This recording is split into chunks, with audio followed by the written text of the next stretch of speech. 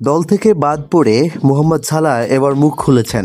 লিভারপুলে বেশ বাজে সময় পার করছেন মোহাম্মদ সালাহ। ব্যর্থতার জেরে প্রিমিয়ার লিগে টানা 3 ম্যাচ বেঞ্চে রাখা হয় তাকে। এরই মধ্যে 2 ম্যাচে মাঠে নামার সুযোগই হয়নি তার।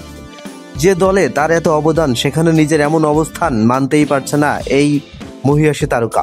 এমনকি লিভারপুলের পক্ষ থেকে তাকে বলির পাঠা বানানো হচ্ছে বলেও মন্তব্য করেন মোহাম্মদ সালাহ। একই সঙ্গে ক্লাবে নিজের ভবিষ্যৎ নিয়েও শঙ্কিত মোহাম্মদ সালাহ। তার দাবি, কোচ আর্নে স্লটের সঙ্গে তার সম্পর্ক ভেঙে গেছে।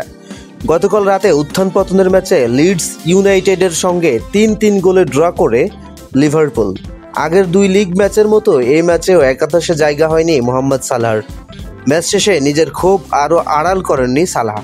এই উইঙ্গারের ধারণা, দলের খারাপ পারফরম্যান্সের দায় তার উপর চাপানো হচ্ছে। সালাহর ভাষায়, কেউ একজন চায় না আমি ক্লাবে থাকি। এ সময় জানুয়ারির দল বদলে ক্লাব ছাড়ার ইঙ্গিতও দিয়ে রেখেছেন তিনি।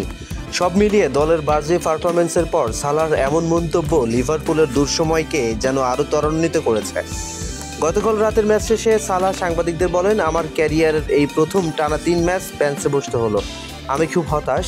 এবছর ধরে এই ক্লাবের জন্য আমি অনেক কিছু করেছি, বিশেষ করে গত মৌসুমে। এখন আমি বেঞ্চে বসে আছি, এটা আমি কখনোই মেনে নিতে পারছি না।